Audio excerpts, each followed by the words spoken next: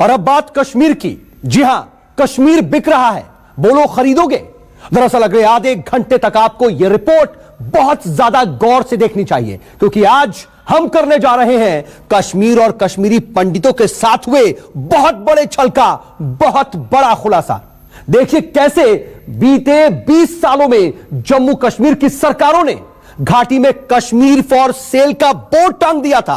देखिए कैसे केसर के खेतों वाला पूरा कश्मीर 100-100 रुपए के भाव से बेच दिया गया। देखिए कैसे कश्मीर का सौदा करने में कुछ नेता काफी आगे निकल गए। और देखिए आखिर क्यों कश्मीर के कुछ दिग्गज नेता 370 के खत्म हो जाने के बाद बुरी तरह से बेचैन हो गए।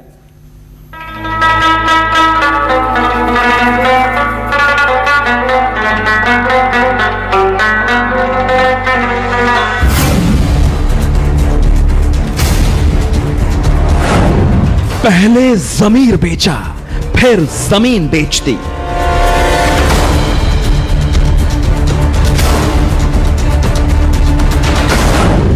नेताओं ने मिलकर कश्मीर बेच दी।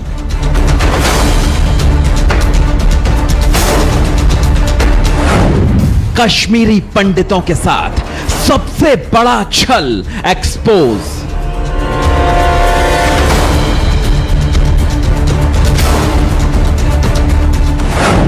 कश्मीर फॉर सेल, बहुत बड़ा घोटाला, बहुत बड़ा खुलासा।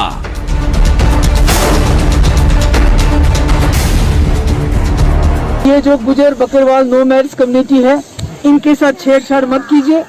इसके नताइज आपको बहुत ही ज्यादा खतरनाक भुगतने पड़ेंगे। ये इन जंगलों के रखवाले हैं, ये यहाँ इनके जद अजदाद सैकड़ों सालों से यहाँ रह रहे हैं। पहले ही आपने 24,000 कनाल जमीन जो है वो इंडस्ट्रीज को दे दी है। वो जंगल है, हमारा सरमाया है, और आज आप इन लोगों को यहाँ से खदेड़ के, यहाँ से इनको निकाल के किसको ये जमीन देना चाहते हैं? किसके हवाले ये हमारी आबो हवा, हमारे खूबसूरत जंगल किसको देना चाहते हैं? महबूबा मुफ्ती ने मोदी सरकार पर बड़ा आरोप लगाया है। महबूबा ने दावा किया है कि 370 के बहाने मोदी सरकार कश्मीरी मुसलमानों की जमीन हड़पना चाहती है। पीडीपी अध्यक्ष ने खतरनाक नतीजे भुगतने की चेतावनी भी दे दी। कुछ दिन पहले फारूक और उमर अब्दुल्ला ने भी ऐसा ही आरोप लगाया था, लेकिन सुप्रीम कोर्ट का आदेश और सीबीआई की छानबीन कहती है कि कश्मीर को बेचने की प्लानिंग लंबे वक्त से हो रही थी। यह प्लानिंग थी जम्मू की डेमोग्राफी बिगाड़ने की।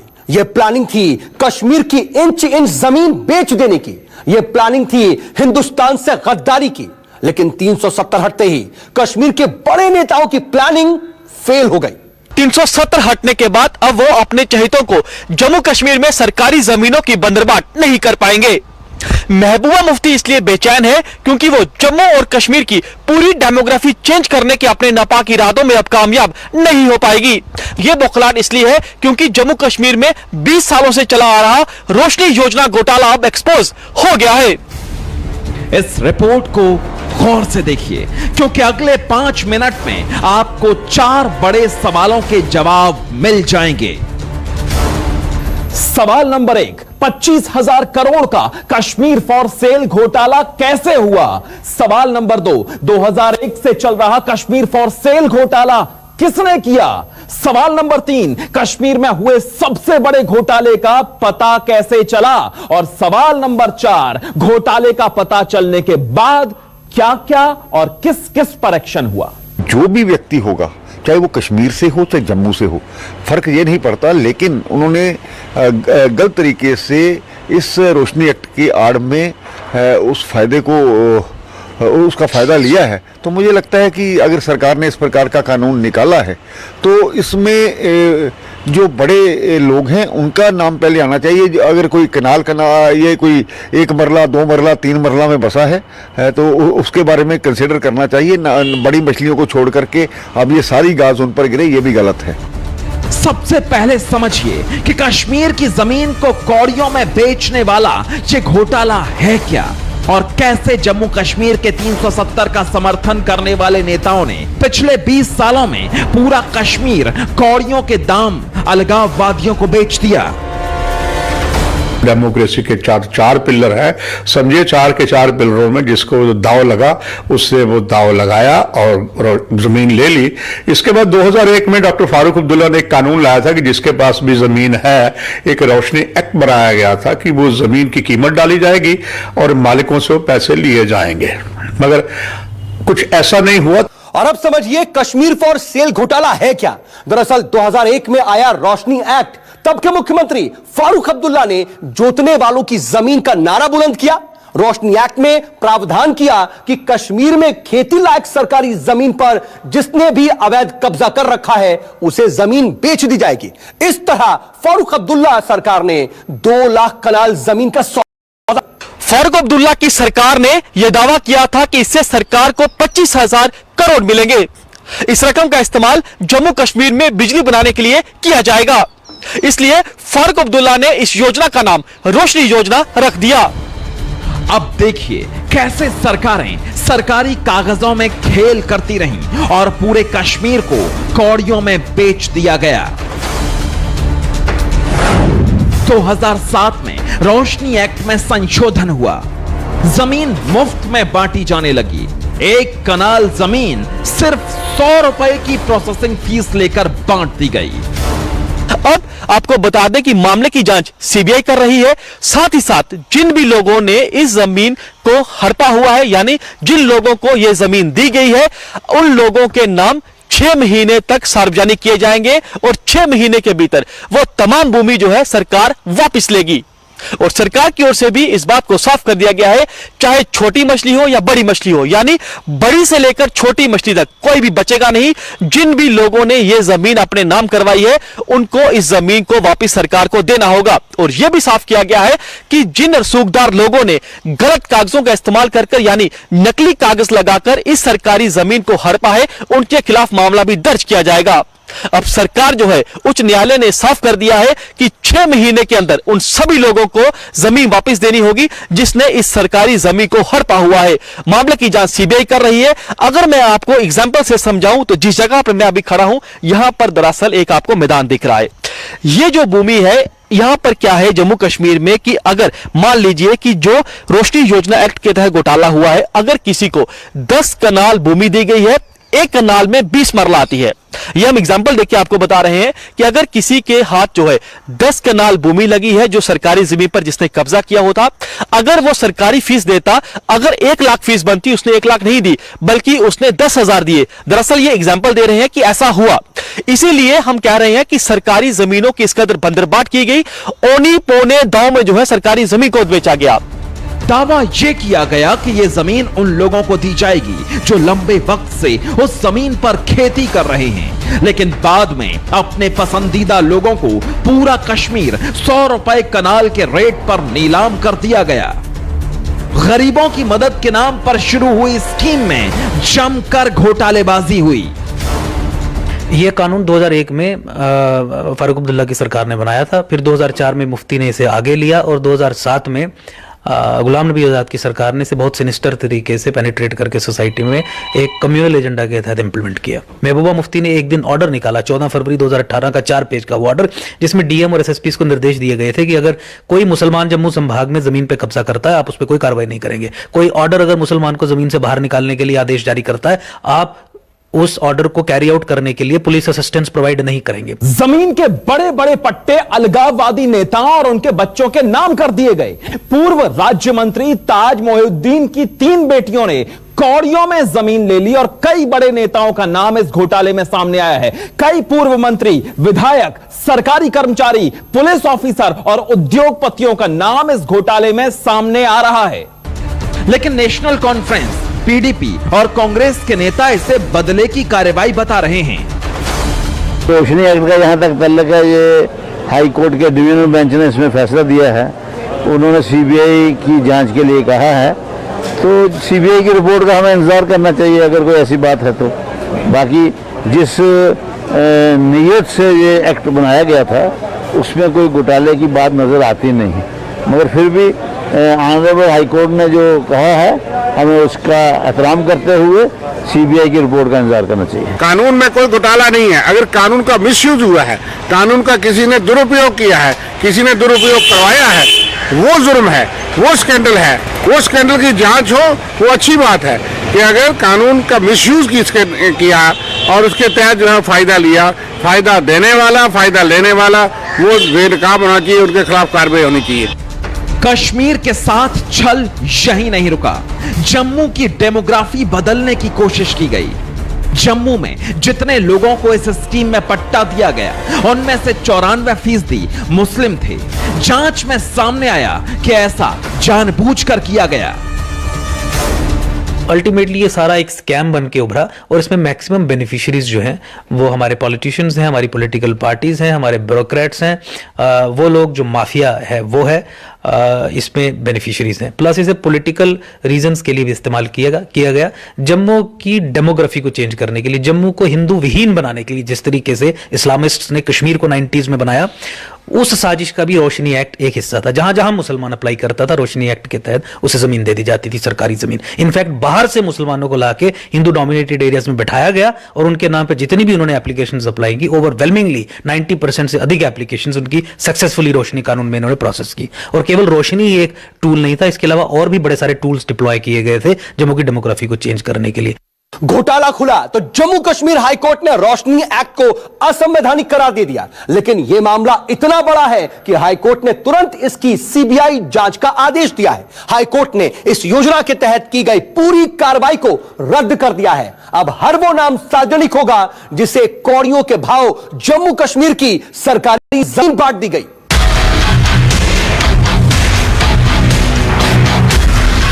हाई कोर्ट के ऑर्डर के बाद जांच शुरू हो गई है। 25,000 करोड़ के घोटाले में सबसे पहले बड़ी मछलियों के खिलाफ कार्रवाई की जाएगी। जम्मू कश्मीर उच्च न्यायालय के आदेशों के बाद जम्मू कश्मीर के राजस्व विभाग ने दावा किया है कि रोशनी एक्ट के तहत गैर कानूनी ढंग से 100 रुपए में बांटी गई जमीनों की जांच 6 महीने में पूरी कर ली जाएगी। हिंदुस्तान के कश्मीर का इंच इंच बेचने वाले किसी आरोपी को बख्शा नहीं जाएगा। मैं इतना ही कहना चाहूंगा कि there are orders subsisting of the honourable high court and the government is committed to ensuring that the orders of the honourable high court are implemented fully, firmly in letter and spirit. Yes, and we will start from the top. And we will start from the top to bottom, not from bottom to top. अब समझिए कि जम्मू कश्मीर की पुरानी सरकारों ने रोशनी act की आड़ लेकर कैसे अपना खजाना भरा और अपनों को मालामाल किया। जब नेशनल कॉन्फ्रेंस की सरकार ने 2001 में रोशनी एक्ट बनाया तो 1999 के साल को कट ऑफ ईयर दिखाया गया था। कानून के मुताबिक 1999 से पहले के कब्जेदारों को जमीन का हक दिया जाना था, लेकिन 2004 में 1999 से पहले के कब्जे की शर्त हटा ली गई और अपना बनाया कानून ही तोड़ दिया गया। कानून था कि बाजार मूल्य तय करने के लिए कई कमेटियां बनाई जाएंगी। ये कमेटियां बनी भी, लेकिन कानून टूटा क्योंकि इन कमेटियों ने आम जनता का नहीं बल्कि नेताओं और सक्षम लोगों को फायदा पहुंचाना शुरू कर दिया। कानून था कि 2007 के बाद कब्जे वाली जमीन के मालिकाना हक के लिए कोई आवेदन नहीं कर सकता, लेकिन सच्चाई यह है कि 2007 के बाद भी राजनेता, उनके बच्चे जमीन के लिए आवेदन भी करते रहे और उन्हें 100 रुपए में यानी कौड़ियों के दाम में कश्मीर का पट्टा मिलता रहा। 100 रुपए में एक कैनाल जमीन, जिसका कब्जा उसकी जमीन। सरकारी लूट की इस स्कीम ने सबसे ज्यादा चोट उन कश्मीरी पंडितों को दी जिन्हें देर सवेर अपने घर वापस लौटने का यकीन था। जो कश्मीरी पंडित अपना घर और खेत छोड़कर चले गए थे, उनके खेत तक इस योजना के तहत उन कब्जेदारों को अलॉट कर दिए गए जिन्होंने जबरदस्ती कश्मीरी पंडितों की जमीन पर कब्जा किया था। रोशनी एक्ट के दौरान अगर जिस तरीके से आज तक हम यही सुनते आए हैं कि रोशनी एक्ट में बहुत गड़बड़ी हुई है, तो अभी जो सरकार ने फैसला लिया है, सीबीआई की जांच होगी, तो उसमें जो दूध का दूध पानी का पानी हो जाएगा। जिन लोगों ने धांधली की हुई है उनका चेहरा सामने आएगा। जिस तरीके से सरकारी ज़मीनों के ऊपर अगर कोई नाजायज़ कब्जे हुए हैं तो उनके ऊपर कार्रवाई होनी चाहिए। धन्यवाद करना चाहता हूँ यहाँ की हाई कोर्ट का और खास करके यहाँ के चीफ जस्टिस का, जिसके माध्यम से ये सारा घपला बाहर आने का प्रयास हुआ है। इसलिए वो बड़े मगरमच्छ उनको पकड़ करके जेलों के अंदर बंद करने का हमको प्रयास करना होगा। आम आदमी मेरे जैसा जनमानस, अरे हम लोग मेहनत करते हैं, रोटी कमाते हैं, अपना घर पालते हैं, हम लोग नहीं करते इस प्रकार की हरकतें। और जो लोग इस प्रकार की हरकतें करते हैं उनके ऊपर कड़ी से कड़ी कार्रवाई होनी चाहिए and example should be made out of them. सरकारी जमीन पर अवैध कब्जा करने और फिर उस जमीन को कौड़ियों से भी सस्ते भाव में ट्रांसफर कर देने में राजनेता, मंत्री और नौकरशाह सबसे आगे थे। जम्मू कश्मीर में सरकारी भूमि की लूट खसूट किस हद तक की गई, इसका अंदाजा इसी बात से लगाया जा सकता है कि 20 लाख कनाल सरकारी जमीन पर अवैध कब्जा हो गया। 30,000 आवेदकों को 3.5 लाख कनाल जमीन 100 रुपए कनाल के भाव में बांट दी गई। अब खबर की क्रोनोलॉजी समझिए। केंद्र सरकार ने भूमि कानूनों में संशोधन कर बाहरी लोगों के लिए जम्मू कश्मीर में जमीन खरीदने का रास्ता खोल दिया है। नए कानून के तहत अब राज्य में कोई भी जमीन खरीद सकेगा। भारत सरकार के इस कदम का नेशनल कॉन्फ्रेंस और पीडीपी जैसे जम्मू कश्मीर के प्रमुख राजनीतिक दल जमकर विरोध कर रहे हैं। नेशनल कॉन्फ्रेंस के नेता उमर अब्दुल्ला ने तो ट्विटर पर यह तक लिख दिया कि भारत सरकार ने जम्मू कश्मीर को बिक्री के लिए रख दिया है। जम्मू कश्मीर में भूमि के मालिकाना हक को लेकर कानूनों में किए गए संशोधन हमें नामंजूर हैं। जमीन की खरीद और ट्रांसफर को आसान बनाकर भारत सरकार कश्मीर की खत्म करना चाहती है। जम्मू कश्मीर को बिक्री के लिए रख दिया गया है।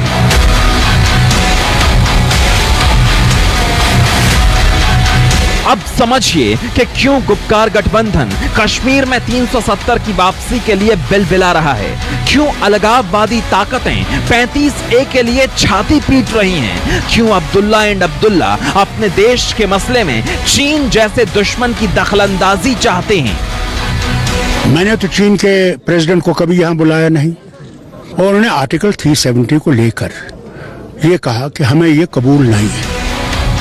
इतनी छटपटाहट इसलिए है क्योंकि मुंह से रोशनी एक्ट नाम का निवाला छिन गया है। इतना गुस्सा इसलिए है क्योंकि अब चीन और पाकिस्तान परस्त नेता कश्मीर में मन मर्जी नहीं कर पा रहे।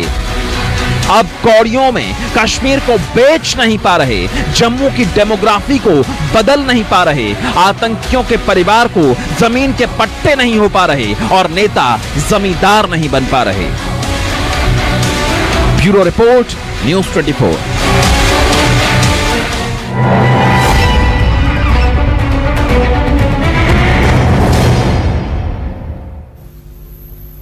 और अब बात दिल्ली की, जहां पर दिल्ली में लॉकडाउन रिटर्न्स नजर आ रहा है क्योंकि दिल्ली में एक बार फिर से लॉकडाउन लग सकता है। और आपको बता दें कि चांदनी चौक